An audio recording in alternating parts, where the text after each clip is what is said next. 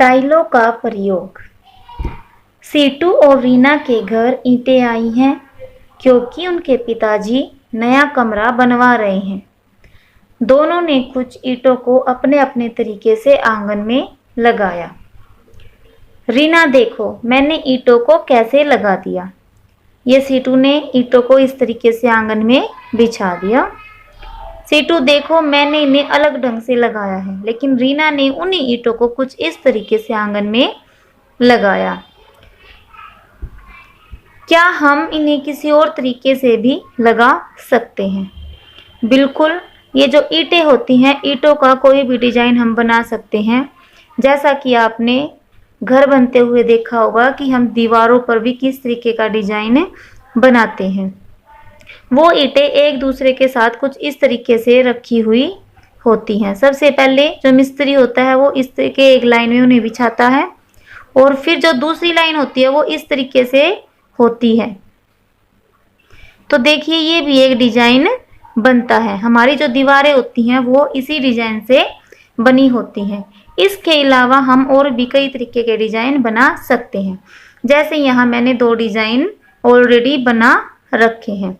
इन टाइलों के प्रयोग से हम ये डिजाइन और ये डिजाइन या इनके अलावा और भी डिजाइन बना सकते हैं। आंगन को पक्का करवाने के लिए पिताजी ने कुछ ऐसी टाइलें मंगवाई हैं। देखिए, ये जो टाइल यहाँ है, ये ऊपर की टाइलों से इनका डिजाइन अलग है। ये कैसे लगेंगी? अब वो सिंपल थी, रेक्टेंगल की शेप में थी, आयत की शेप में थी, तो वो बड़ी आसानी से एक दूसरे के साथ एडजस्ट हो गई। लेकिन इन टाइलों को हम कैसे लगाएंगे, चलिए देखते हैं।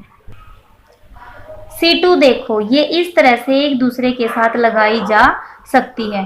देखिए यहाँ पर इन्होंने कैसे एक दूसरे के साथ उनको एडजस्ट किया है। ये डिजाइन आपने अपने स्कूल में या सड़क के किनारे फुटपाथ पर भी देखा होगा। इस तरीके का डिजाइन आपने पार्क में भी देखा हुआ है। क्यों न हम भी कागज से टाइलें बनाए? वह कैसे? क्या हम कागज से टाइलें बना सकते हैं? बिल्कुल, हम कागज से टाइल बना सकते हैं। उसके लिए आप क्या करेंगे, पहले एक चौकोर कागज लेंगे, कागज को बीच में से ऐसे मोड़ देंगे। मैं आपको करके दिखाती हूँ। देखिए, मैंने ये एक चौकोर कागज लिया है और इसको मैंने बीच में से इस तरीके से मोड़ना है। ये मैंने यहाँ से इसको मोड़ दिया।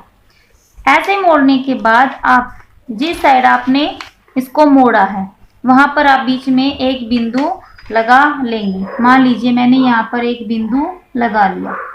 अब आप कागज को दोबारा से मोड़िए और एक कैंची की मदद से इसको इतना काट दीजिए। इस तरीके से आप इसको यहाँ से काट देंगे।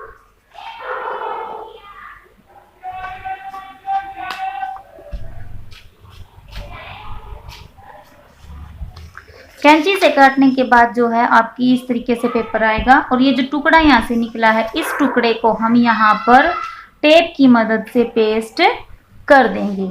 यहाँ पर टेप लगाने के बाद जो हमारी टाइल बन के आएगी वो कुछ इस तरीके से आएगी। देखिए, यहाँ हमने टेप लगा दी, ये वाला जो टुकड़ा था इसको ऊपर के इसको टेप से चिपका दिया। इस तरीके से हमारी टाइल बन के आ गई। यहाँ मैंने 2-3 टाइलें बनाई हुई हैं जिनको मैं आपको बना के दिखाती हूँ। देखिए, इस टाइल के नीचे अगर हम दूसरी टाइल को रखेंगे तो ये इसके साथ बिल्कुल ऐसे यहाँ पर फिट हो जाएगी, और इसके बाद इसको आगे सरका देंगे और इससे आगे दूसरी टाइल लग जाएगी। इस तरीके से हमारा जो है एक लंबा डिजाइन बनकर तैयार हो जाएगा। इसको आप करके देख सकते हैं। आगे देखिए, आप भी टाइलों की ऐसी आकृति बनाएं कि एक टाइल दूसरी टाइल में फिट हो जाए। अगर हमारी ट्रायंगल की शेप की, त्रिभुज की शेप की टाइलें हैं तो वो एक दूसरे के साथ ऐसे एडजस्ट हो जाती हैं, या फिर इस तरीके की जो टाइलें होती हैं, यहाँ से भी गोल और ऊपर से भी गोल, ये टाइलें एक दूसरे के साथ आसानी से फिट हो जाती हैं। क्या आप ऐसी टाइलों से फर्श को बिना जगह छोड़े भर सकते हो? देखिए, ये जो है हमारी ओवल की आकार की जैसे अंडा होता है, इनसे अगर हम फर्श को ढकेंगे तो हमारा फर्श पूरा नहीं भर सकता। अगर इस तरीके की टाइल है तो हाँ, हम आसानी से अपने फर्श को भर सकते हैं, जैसे मैंने यहाँ करके दिखाया था। एक बार हम इस टाइल को ऐसे रखेंगे और दूसरी टाइल को इसी के साथ ऐसे यहाँ पर फंसा देंगे तो हमारा पूरा फर्श बिल्कुल ढक जाएगा। टाइल का उससे बने फर्श से मिलान करें। यहाँ कुछ टाइल दी गई हैं और आपको इन टाइलों से ये जो फर्श बने हैं इनसे मैच करना है। देखिए अब ये जो टाइल है जहाँ से सीढ़ी चढ़ी हुई है ये आपको कौन से फर्श में नजर आ रही है, इसमें।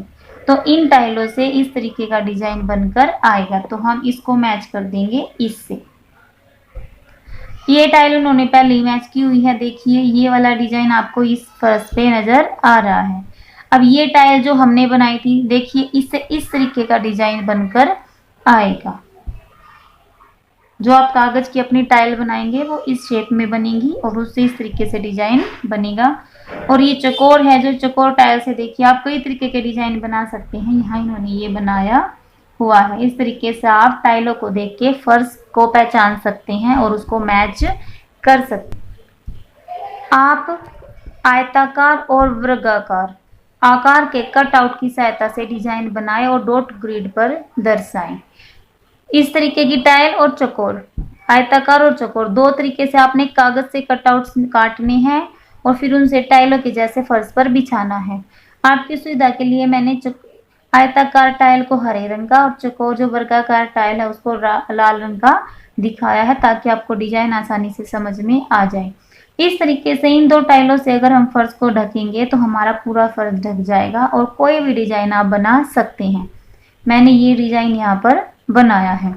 अपनी मनपसंद आकार के कटआउट बनाएं और उनकी सहायता से डिजाइन बनाकर डॉट ग्रिड पर लगाएं। अब आप अपनी मनपसंद के कोई भी कटआउट बना सकते हैं कागज से और उनसे फर्श ढककर देखना है कि क्या फर्श पूरा ढक जाएगा।